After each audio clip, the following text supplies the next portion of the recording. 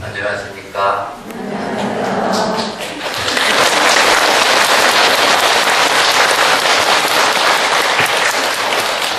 전에 한번 여러분들하고 같이 인연을 나눈 적이 있을 것 같습니다. 오늘 신년 기도도 시작되고 빛이 있으면 이춘이기도 하죠. 한 해가 새로 시작되는 신년에 여러분들하고 오늘 같이 새로운 한 해를 어떻게 우리가 발심해야 할 것인가 하는 이야기로 같이 본문을 함께 인연 나눌 수 있는 시간을 갖도록 하겠습니다. 우리가 삶이라고 하는 것 자체의 근본이 무엇일까요? 불교의 모든 가르침은 지혜로운 삶이 보살도로 이루도록 하는 것을 가장 근간으로 이야기하고 있죠. 자, 보살도의 삶을 지혜로 어떻게 실행해야 할 것인가, 그 하나의 그 큰 과제와 명제가 불교의 근본 가르침이고 핵심이기도 하고, 또 그것은 우리들의 모든 생명 그 자체를 살리는 일, 그 생명 그 자체를 우리가 어떻게 바르게 살릴 수 있는가 하는 그 본문을 부처님은 평생 설법을 하시고, 또 역대의 모든 재문조사도 그 본문을 방편으로 제시해서 일체의 모든 중생이 다 중생의 생명이 아니라 불보살의 생명으로 삶을 이루도록 그 방향과 방법의 길을 제시한 것이 불교의 가르침이라고 볼 수가 있습니다. 그럼 생명이라고 하는 것이 뭘까? 우리들이 살고 있는 것 자체가 다 생명이죠. 그런데 특히 우리가 한 해 한 해 시작하면서 입춘이다, 신년이다, 이렇게 새로운 시간직이 어떤 통과 의례같이 명절이라든가 이런 시간을 부여해서 새로운 출발점을 마련하고 있는 것은 무엇일까요? 우리들이 다른 한마디로 얘기한다면 시절 인연과 함께 웃드는 생명활동을 하고 있다는 사실이죠. 봄, 여름, 가을, 겨울이라고 하는 그 시간, 계절, 그 변화 속에서, 또 하나는 낮과 밤의 시간의 변화 속에서 또 우리들의 생명활동이 항상 새롭게 시작하고 있는데, 그 생명활동이 만물은 모두 자연 그대로의 생명활동을 하고 있습니다.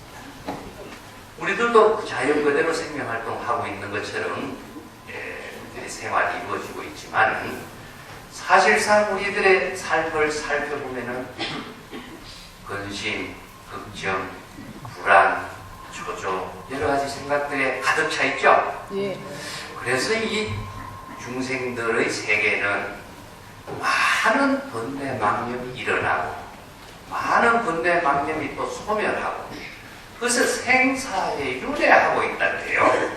그래서 생사라고 하는 말은 우리들은 목숨이 태어났다가 죽는 것이 생사가 아니고, 물론 생로병사라고 하는 것을 물질로 볼 적에, 존재하는 사물로 볼 적에는 우리가 태어나고 늙고 병들고 죽는 것이 됩니다만, 이것은 무상이라고 하는 시절 인연과 함께, 계절의 변화와 함께, 시간의 변화와 함께 생명활동이 이루어지고 있는 만물의 근본이라고 할 수 있어요.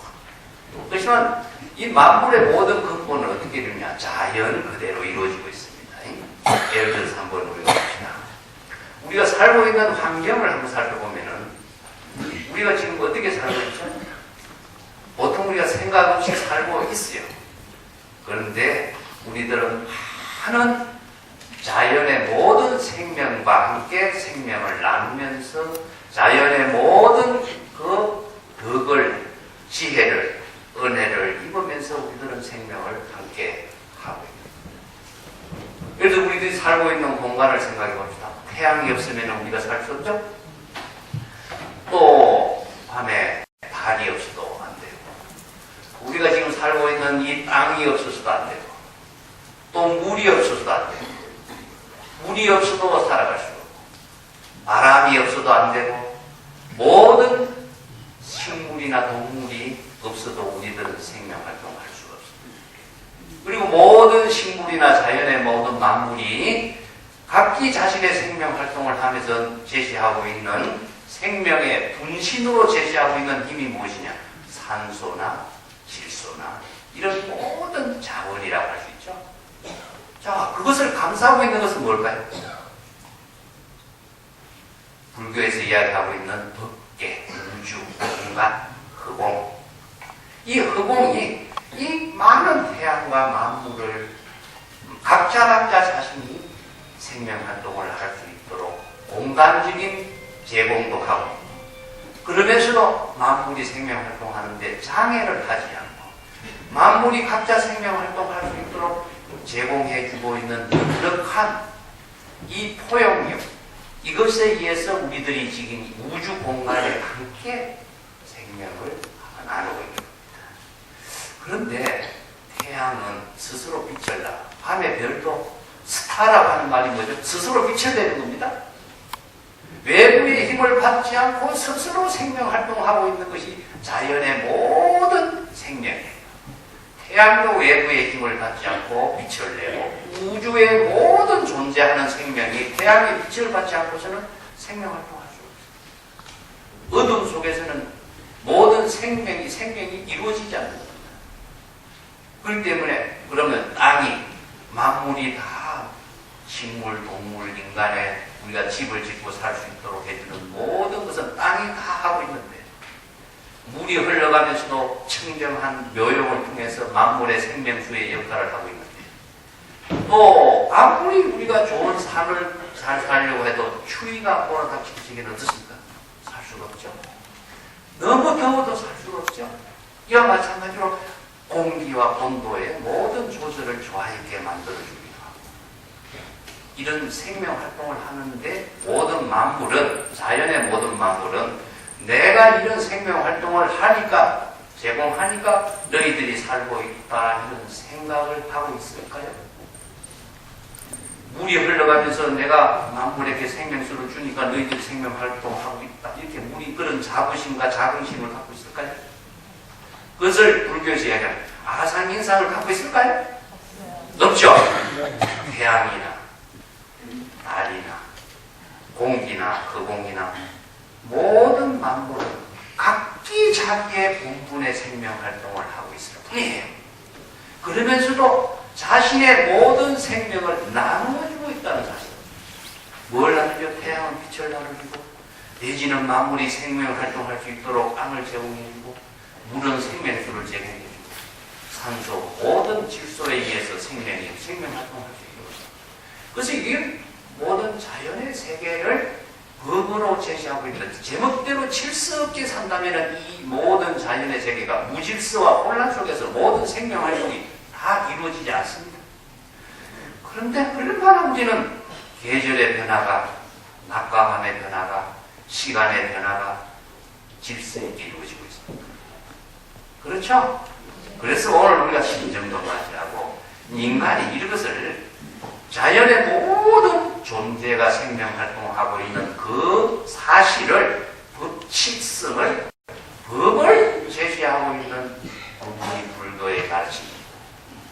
그래서 인간은 이런 자연의 법칙성에 맞춘 생명활동을 제대로 하고 있으면 이것은 바로 부처님이고 보살이 되는데, 인간은 자기 생각을 갖고서는 삶을 만들어 가려고 하기 때문에 이 자연의 법칙으로 맞는 생명활동을 스스로 깨어버리는 이런 나쁜 습관을 갖고 있다.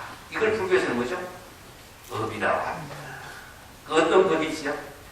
자기 주관대로 생각하는 것, 내 마음대로 되도록 하는 것, 남이 내 말을 듣도록 해주는 것, 자기의 주장을 고집하는 것, 그뿐만 아닙니다. 자기가 갖고 싶은 거 다 가지고, 자기가 먹고 싶은 거 다 먹고, 자기가 하고 싶은 것을 마음대로 하려고 하는 이 욕망의 법이 중생을 만들어요. 그런데 우리의 본래의 본성은 어떻습니까? 자, 부처님의 경전에 일체의 모든 중생이 부처와 똑같은 지혜와 덕성을 부족하고 있다. 그렇죠? 그래서 이런 불성이라고 여러분 들어봤죠? 부처의 성품을 다 지니고 있는데, 이 부처의 성품을 우리가 부처나 보살로서 실행하지 못하는 것은 왜일까? 바로 중생이 병을 스스로 만들고 있는 겁니다. 자, 이게 현실에서 우리가 여러분들이 봅시다. 사막에서 만약에 두 가지를 선택하라. 물을 선택할 것이냐, 황금 다이아몬드를 선택할 것이냐. 이럴 때 여러분 뭘 선택할 거예요? 물을 선택하죠. 이게 지혜입니다. 사막에서 아무리 좋은 다이아몬드를 선택해도 자기가 죽고 난 뒤에는 다이아몬드는 무슨 소용이 있겠어요? 여기에서 생활의 지혜, 우리가 생명의 가치의 지혜는 무엇인가? 근데 도에지에서 여러분들이 물을 선택하라고 하면은 물을 선택하겠어요? 다이아몬드 선택하죠? 왜냐? 하나는 생명의 가치를 갖고 있는 것이고 하나는 활용의 가치를 가지고 있어요. 근데 요즘 도에지라고 하는 이 사회에는 경제적인 문제를 가지고 활용의 가치로서 삶을 이루도록 해놨어요. 건물도 짓고 경제도 가지고. 그러다 보니까 요즘에는 생명의 가치보다도 더 우선하는 가치관이 무엇이냐? 경제 가치죠. 경제 가치를 추구하다 보니까 인간 간에 많은 자기 중심의 욕심과 갈등이 많이 일어나요. 그리고 자기가 생각하고 자기가 즐거워하는 가치관에 쓰러져 버려요. 그래서 이제 중국의 선생들도 이런 이야기가 있어요. 장자에 보면은 북해왕하고 수강, 남해안, 호리, 중앙에 왕이 있는 혼돈이 살고 있는데 이렇게 같이 모임을 가져서 회의를 잘 평화롭게 살고 있었어요. 그래서 북해왕하고 남해왕이 우리가 이렇게 평화스러운 삶을 살고 있게 된 것은 중앙의 왕이 혼돈왕이 우리를 잘 대접을 하고 화해를 잘 하게 하고 해서 이런 불편함이 없고 서로 평화를 유지하면서 잘 사니까 우리가 혼돈왕을 위해서 무슨 선물을 하나 해야 될 것이 아니냐. 그래서 이 두 북해왕 남해왕이 상의를 해서 어떤 선물을 하게 됐느냐. 우리가 천상에서 지상의 인간을 쳐다보니까 지상의 인간은 7개 구멍을 가지고 있더라. 7개 구멍을 가지고 보고 싶은 건 마음대로 보고 먹고 싶은 건 마음대로 먹고 듣고 싶은 음악 마음대로 듣고 맛있는 향기나 모든 즐거움을 한 끼 누리고 살더라. 이게 7개 구멍이 뭐죠? 자, 우리 얼굴입니다. 눈에 2개, 귀가 2개, 코가 2개, 입이 하나. 이게 인간이 자기 마음대로 보고 듣고 느끼고 맛보고 먹고 싶은 이게 바로 욕망이죠. 그래서 이 자기 생각대로 보고 듣고 느끼고 맛보고 먹으려고 하는 이 욕망에 의해서 인간은 즐거움을 추구하고 자기 마음대로 살 수 있는 가치관을 만들어가요. 여기서 생긴 부작용이 무엇이냐? 이 부작용을 모르기 때문에 인간은, 중생은 불법을 모르고 진실을 모르는 무지와 무명에 의해서 자신이 무슨 업을 짓고 있는지, 생사의 윤회하는 고통의 인연을 만들고 있는지 이걸 모르고 있다. 그래서 이 불법을 바르게 제시해서 중생이 자신이 업을 짓고 있는 내용이 무엇인가를 알도록 제시하는 것이 불교의 가르침입니다. 자, 근데 요 이야기를 중심으로 해서 중국 선성은 또 재미난 이야기를 해요. 자, 본분사 이야기를 하는데, 우리 얼굴 갖고 이야기합니다. 입이 내가 얼굴 가운데 먹고, 마시고, 모든 생명을 유지하는데 가장 큰 일을 많이 하고 있는데, 내가 왜 얼굴 가운데 맨 아래에 위치하고 있을까? 이렇게 생각을 하면서 코를 보고 나무래. 코야, 너는 왜 나보다 윗자리에 위치하고 얼굴 가운데 가장 포인트가 되는 가운데 딱 자리 잡고 있느냐? 이 무슨 공이 있길래 얼굴 가운데 중심 역할을 하고 있느냐? 그러니까 코가 하는 말이, 나는 중국의 5가지 산과 같이 산, 형산, 항산, 숭산, 이 산 알죠? 중국의 산이 오암이라고 하는 5가지 산이 있는데, 그 중국의 산은 신령스러운 도교의 신령스러운 영장이라는 거예요. 그래서 도교의 모든 도사들이 그 산을 중심으로 해서 신선이 되고 도인이 되려고 수행하는 곳이 이 산이에요. 그래서 중국의 모든 지혜가 산악형 중심으로 해서 이루어졌어요. 그래서 그 가운데 5가지 산 가운데 중심이 뭐냐? 숭산이라고 해요. 숭산은 숭산 소림사가 있는 곳입니다. 여러분 중국 소림사 알죠? 그래서 선 가운데서도 소림사는 숭산에 있어요. 그래서 모든 산 가운데 가장 중심이 되고 있는 산이 숭산이다. 그래서 나는 코가 하는 말이 우리 중국에서 5개 산이 있었는데 그 산 가운데도 중앙에 있는 산, 그 숭산과 같은 존재다. 이 내가 만약에 숭산이 있기 때문에 이 모든 양쪽 뼈가 있고 이마가 있고 제대로 윤곽을 갖추어서 얼굴을 만들고 있는 것이지 만약 코가 없다면 어떻게 됩니까? 윤곽이 얼굴이 안 갖춰지죠? 자기의 입장은 그렇게 이야기해요. 그럼 코가 가만히 보니까 자기 위에 있는 것이 눈이 있거든요. 그래서 눈 보고 너는 왜 나보다 위에 자리 잡고 앉아있느냐 하니까 눈이 그래. 눈이 없으면 가고 싶은 데도 갈 수 없고 밝은 빛을 발휘할 수도 없고 내가 좋은 삶을 할 수가 없는데 내가 너 자네보다 위에 앉아있는 것은 당연한 거 아니냐. 그래서 눈이 이제 자기의 그 얼굴에서 역할을 이렇게 강조를 해요. 그럼 가만히 보니까 눈이 자기보다 위에 앉아있는 게 또 하나 있어. 뭐죠? 눈썹이 있거든요. 그래서 눈썹 보고 너는 왜 내 눈보다도 위에 있느냐? 네가 얼굴에서 하는 역할이 뭔데 위에 있느냐? 하니까 눈썹이 뭐라고 그러냐? 정말 미안하게 짝이 없다. 할 말이 없다. 나는 아무 역할을 못하겠다. 그냥 여기 이 자리에 있을 뿐이다. 자, 이 이야기. 눈썹은 뭐죠? 아무 역할 안 해요. 그런데 눈썹이 하는 말이 나는 이 자리에서 아무 역할을 하지 않고 본래 이 자리에 있는 상태로 있을 뿐인데 만약에 한번 생각해보자. 눈썹이 얼굴 맨 밑에 붙는다고 생각해봐. 얼굴 모양에서 어떻게 되겠느냐. 이런 이야기예요. 이건 것이 각자 자기 자리에서 자기 본분의 역할을 할 때에 자연의 모든 질서는 자연스럽게 여법하게 이루어지는데 자기의 주장을 내세우기 시작하면 질서가 무너져버려요. 그래서 인간이 5가지 욕망이라고 하는 것은 자기 중심으로 생각하고 판단하고 느끼고 인식한 그 생각과 망념 때문에 자기 스스로의 본래의 모습을 상실하게 되었다. 본래의 모습이 뭘까요? 우리의 본래 불성입니다. 진여 본성이에요. 진여 본성과 불성은 내가 자기 생각, 나 자아의 망념에 의한 판단에 의해 가지고 본래의 진여의 생명인 불성을 활동 못하게 만들어가는 것입니다. 이게 바로 문명이라는 겁니다. 자, 예를 들어서 벌써 이 붓다의 설법은 이 본래의 진여의 지혜, 우리가 여러분 견성성불해라 불성을 깨달아라 얼마나 많은 말을 들었어요. 그래서 불성을 깨달아서 불성의 지혜로 부처의 지혜로 삶을 이룰 때에 중생이 많은 생사, 분내, 망념의 고통을 스스로 극복할 수 있는 능력을 회복하는 것인데 중생이라는 것은 많다는 이야기입니다. 뭐가 많죠? 뭐가 많은 것이 중생입니까?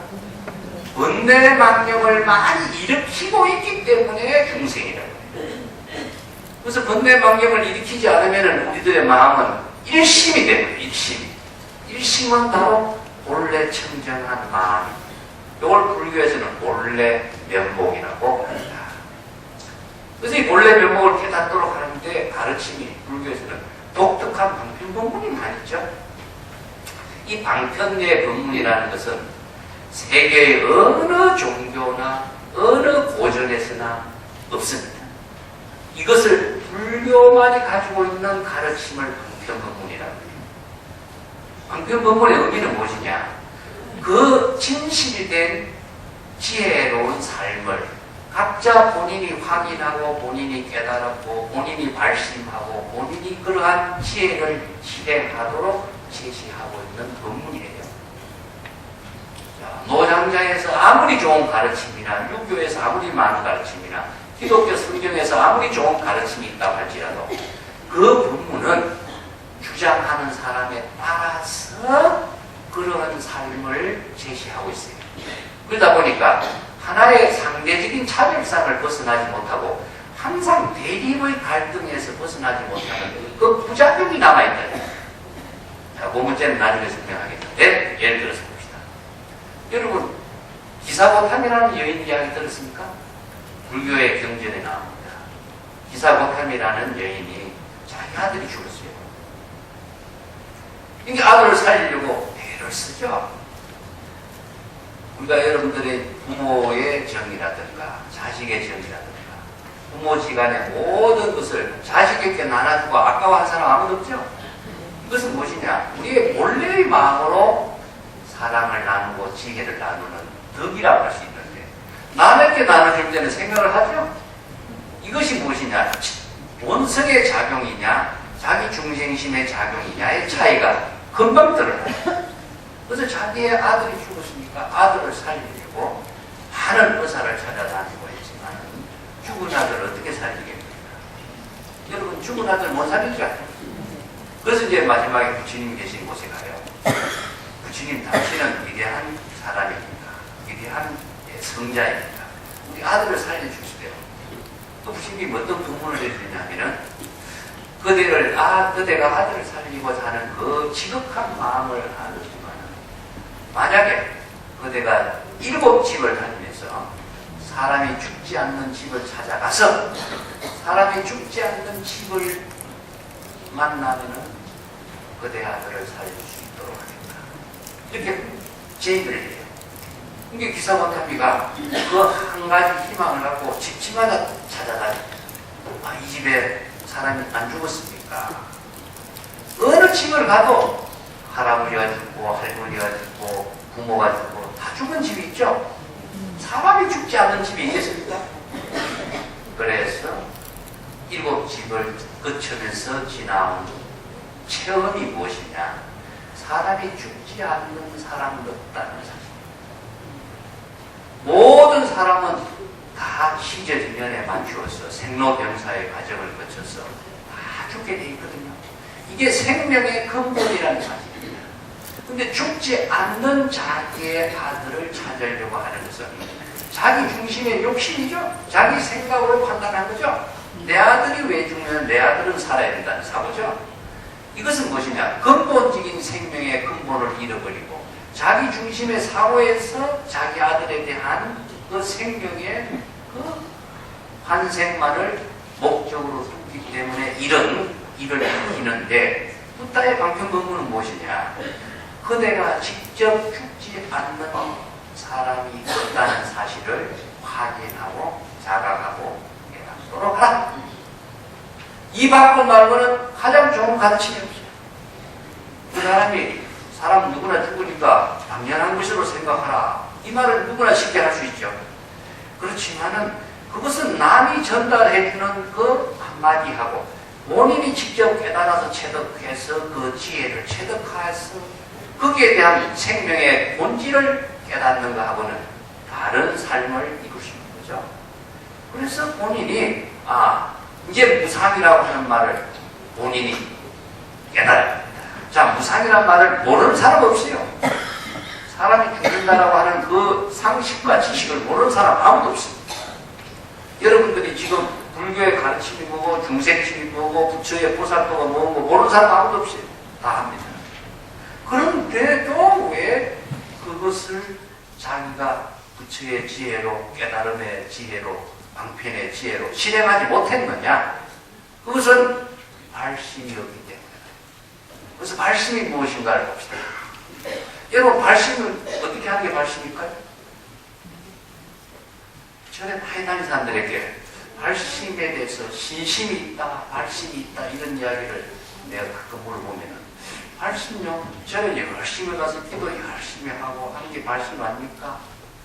그게 신심이 아니에요. 부처님이 열심히 있는 게 신심 아니에요. 이렇게 이야기하는 사람들이 거의 90% 이상이죠.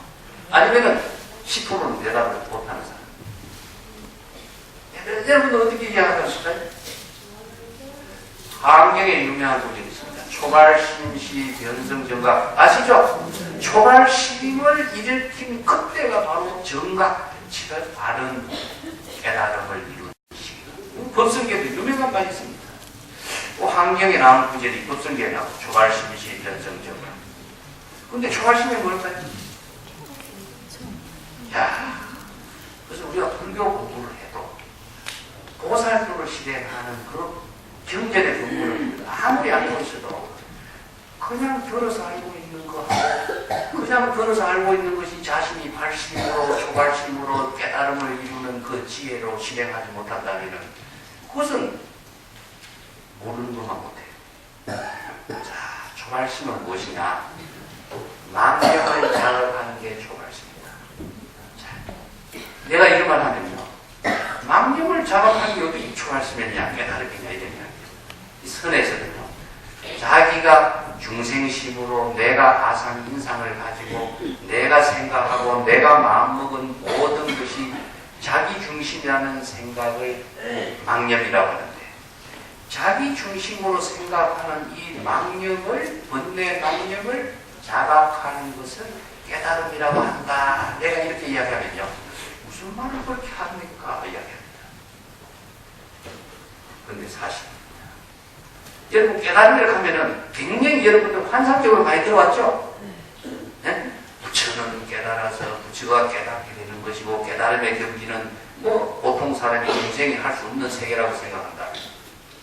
그렇다면은 불법은 부처의 가르침만이 불법이지 중생이 부처가 될 수 있는 불법은 될 수가 없어요. 태양과 달이나 물이나 바람이나 공기가 다 자연 본래 그대로의 생명 활동하는 것처럼 우리들의 진여의 참된 본성, 불성이 지혜로 작용하는 것을 부처라고 했는데, 불성이 지혜로 작용하도록 하기 위해서는 중생심의 망념이 제거돼야 되겠죠? 망념이 있는 상태로 불성이 부처로 지혜가 작용이 안 되겠죠? 그렇게 해서 자각이라고 하는 것, 깨달음이라는 것은 망념을 자각했을 때 망념에서 벗어날 수 있는 지혜를 이루는 것이 불교의 방편론문입니다. 자, 기사부타비가 자기 아들을 살리겠다는 생각 하나에 고집에 빠져서 자신이 지금 본성을 잃어버리고 전도몽상하고 착각하고 미치광이처럼 돌아다녔어요. 연약달다의 유명한 능경의 이야기가 있습니다. 연약달다가 자기의 미남 얼굴을 해가청에 거울을 보는데 자기 얼굴에 자기의 미남에 자기의 돛이 되는 겁니다. 이것이 이제 오래 지상하다 보니까 거울에 비친 얼굴은 뭡니까? 거울에 나타난 자기 얼굴이죠. 그런데 진짜 자기 얼굴을 찾아보고 싶은데 진짜 자기 얼굴을 어디 갔는가 찾아서 거리를 헤매고 돌아다니는 이야기가 있어요. 진짜 얼굴은 어디 있느냐? 진짜 얼굴을 찾고 있는 그 자신의 본래 모습이 진짜 얼굴인데, 진짜 얼굴이 가짜 얼굴을 만들어 놓고 진짜 얼굴을 찾는 거예요. 이런 중생의 의식이 무엇이냐? 전도, 봉사, 착각 속에 있다. 근데 우리가 망념을 가지고 자기라고 생각하는 것이나, 망념을 가지고 자기 번뇌 망념, 자기 주장, 자기 생각, 자기 욕망대로 생각하는 것이 바로 자기라고 생각하는 것이나 뭐가 다르냐? 그렇다면 자기라고 생각하는 것을 비우도록 금강경에서 그러죠? 아상, 인상, 중생상 비우라고 그러죠? 그래서 금강경에서 가장 중요한 본문이 무엇이냐? 첫 번째는 발심. 발 안욕 따라 삼약삼보심. 발심을 어떻게 해야 될 것인가? 두 번째는 운하항복기심. 자신의 번뇌 망념을 어떻게 항복시킬 것이냐? 항복시킨다는 말을 잘 알아야 됩니다. 세 번째는 운하 어떻게 보살도의 삶을 실행해야 될 것. 이 세 가지 과제예요. 그래서 많은 경전 가운데서도 금강경을 우리가 한국 불교 조계전에서도 소위 경전으로 제시하는 의미는 이 금강경 한 편이 모든 대성불법이 집약되어 있고 모든 대성의 불법을 중생의 번뇌 망심을 항복해서 부처의 지혜로운 생활이 되도록 하는 것. 딱 이 한마디예요. 그렇게 하도록 하는 가장 중요한 핵심은 무엇이냐? 발안욕 따라 삼락삼보리심. 발심을 어떻게 할 것이냐? 발심을 어떻게 하고 발심을 알아야만이 바로 부처의 중생심에서 부처의 마음으로, 불심의 마음으로 지혜로운 삶을 이룰 수가 있는데, 중생심으로서는 보살도를 이룰 수가 없고 지혜로운 삶을 이룰 수가 없죠. 그렇기 때문에 불법 수행에서의 가장 핵심은 무엇이냐? 발심이다. 발심. 발심을 어떻게 해야 될 건가? 이것은 아까 비유한 것처럼 자신이 번뇌 망신에 있다는 사실을 자신이 자각해야만이 발심. 이것이 바로 신심과 똑같아요. 자, 그래서 불교에서 가장 많이 쓰는 말이 발심, 신심, 이런 일을 이루기 위해서 뭘 세우죠? 원력을 세우는 겁니다. 자, 원력과 신심과 발심 이 세 가지는 똑같은 거예요. 원력은 남이 해줄 수가 없어. 본인만이 할 수 있는 일이에요. 자신의 번뇌 망념이 일어난 사실을 남이 알 수가 있을까? 알 수가 없습니다. 본인만이 자각해서 할 수가 있고, 본인만이 그 번뇌 망념에서 벗어날 수가 있고, 본인만이 그 지혜를 진행할 수가 있어요. 그래서 불교는 법의 종교인과 동시에 자각의 종교이고, 자각의 종교를 통해서 보살도를 함께 이루는 지혜와 덕을 나누는 종교예요. 우리가 보시행을 한다. 건강경에서 보시가 무엇인가? 보살행을 하는 그 구체적인 실천 덕목을 보시라고 해요. 근데 보시 가운데서 건강경에서 뭐죠? 발심을 하고, 발심을 함과 동시에 자신이 번뇌 망념을 다 항복하게 되는 겁니다. 왜냐? 망념을 자각했기 때문에 자신의 번뇌 망념이 저절로 항복하게 돼요. 그러면은 초발심이 바로 발심이 되고, 발안욕 따라 삼작삼보리심이 되고, 발보리심이 되고, 발보리심은 궁극적으로 중생심에서 자신의 진여, 본심, 불성을 깨닫는 것이 돼요. 그래서 선에서 이걸 견성이라고 합니다. 그래서 견성은 발심이다. 그러면 성불은 뭐죠? 부처가 되었다라고 하는, 부처가 된 것을 정각이라고 하는데, 정각과 부처가 되었다라고 하는 말은요, 부처라는 목적이 아니라 발심하는 그 깨달음의 지혜가 부처입니다. 부처가 된 상태는 없어요. 부처가 되도록 하려고 한다면 부처를 목적으로 두고 영원히 목적을 추구하는 중생에서 벗어나지 못합니다.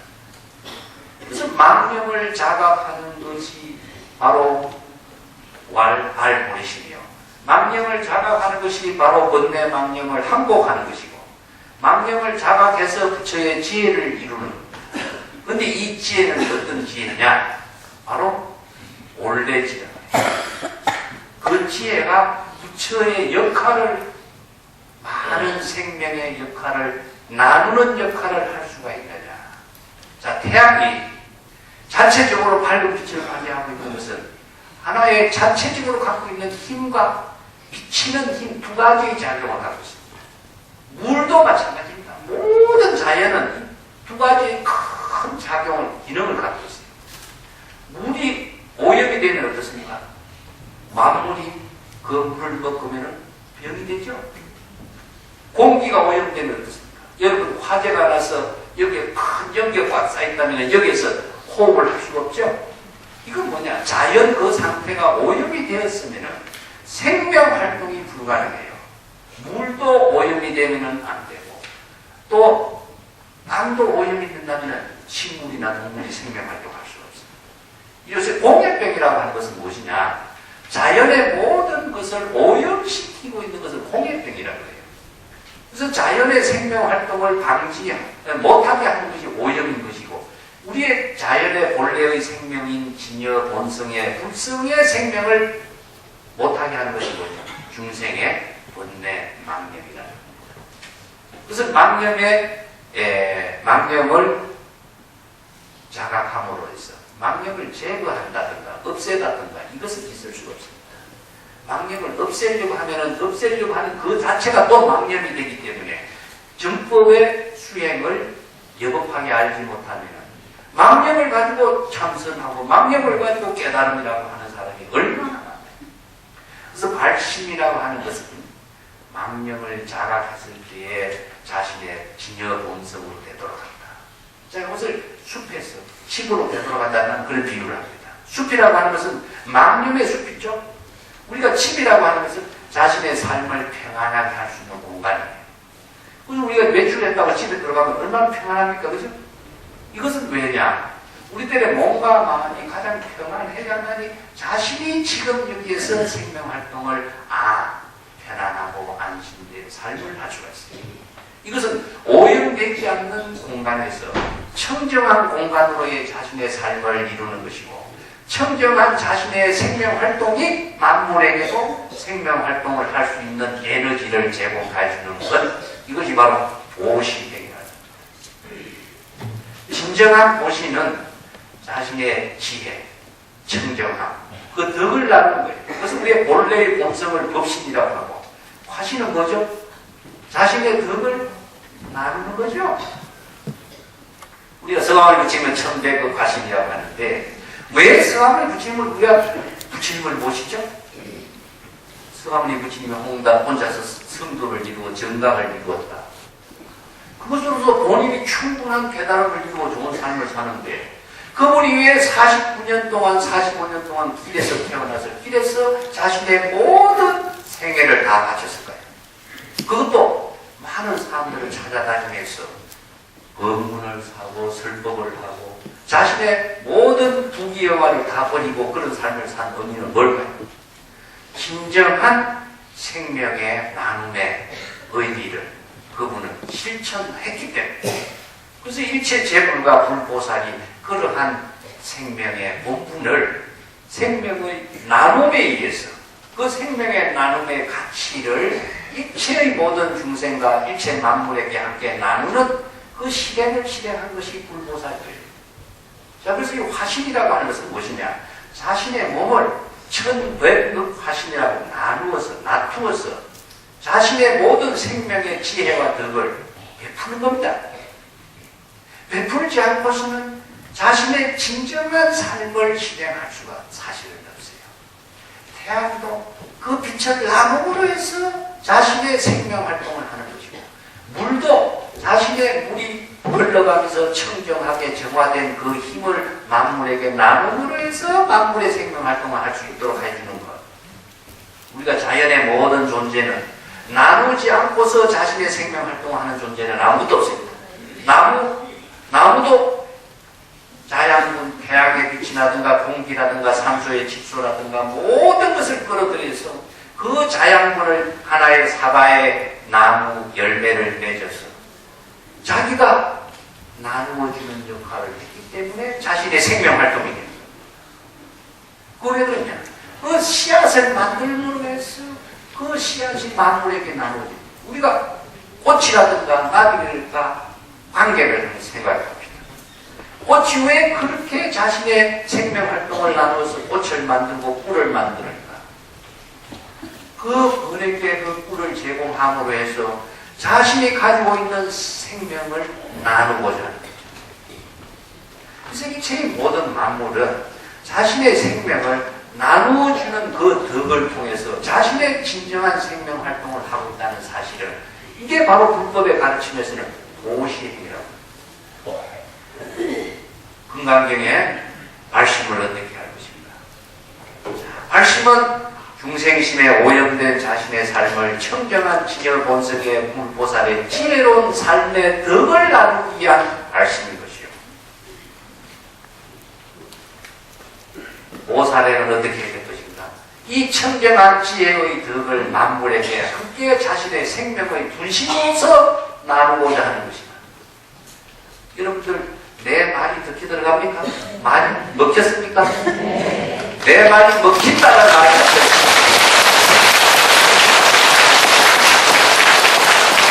내 말이 먹혀야 여러분들도 좋고 나도 좋아요. 내 말이 안 먹히면 내가 이 자리에서 있을 이유가 하나도 없어요. 먹히다 하라고 하는 말이 말이 뭐죠? 내 몸을 전부 다 여러분들에게 나누는 거예요. 그 나눔이라고 하는 것이 지혜와 덕으로 나누는 것을 불교에서 방편법문이라고 하고 덕이라고 하고 지혜라고 하는 것이지. 내 생명을 나누는 것은 무엇이냐? 생명의 분신을 나누는 겁니다. 이것이 바로 자신의 생명을 만드는 일밖에 없어요. 그래서 우리가 사회적으로도 능력을 나눈다라고 하는 것은 능력을 나눔에 의해서 자신의 삶의 존재 가치가 위대하게 이루어져요. 지금도 그렇지 않습니까? 자신의 능력을 갖추고 그 능력을 나누고 그 능력을 가지고 많은 사람들에게 제공함으로 해서 자신이 그 위대한 삶을 이루고 또 사회적인 어떤 가치관도 실행을 할 수 있는 일이 돼요. 가지고 있는 것은 의미가 없어요. 보존의 가치라고 하는데, 보존의 가치라고 하는 것은 자기 자신을 병들게 하는 거예요. 나눔의 가치라고 하는 것은 자신의 생명을 나눔에 의해서 자신을 더욱더 위대한 삶을 이루도록 하는 것입니다. 이것은 자연의 생명의 법칙이에요. 이러한 자연의 생명의 법칙을 제시한 그 법문이 불법이라는 사실입니다. 불법은 누가 만든 법 아닙니다. 부처님이 만든 법도 아니에요. 부처님은 그 법을 깨닫고 이 법에 의해서 일체의 모든 존재와 생명이 진정한 생명의 가치를 위대한 삶으로 실행할 수 있는 지혜와 덕을 나누고 그 법을 우리가 이 사회에서 이 인연 있는 곳에서 함께 나눌 수 있는 것, 이것이 바로 불법의 진정한 지혜로운 삶을 이루는 보살, 이 보살도의 삶을 이루는 그 진정한 의미를 발심에서부터 시작된다. 자, 오늘은 신년이 시작되는 곳입니다. 신년은 이런 발심과 더불어서 내가 위대한 내 자신의 생명을 보살도로 이룰 수 있는 원력을 여기서 새롭게 세우는 것. 이 인연의 장소가 이런 원력과 발심과 신심과 보살도의 삶을 이룰 수 있는 그 덕을 나누는 인연이 되기를 부탁드리면서 오늘 제 이야기 마치겠습니다.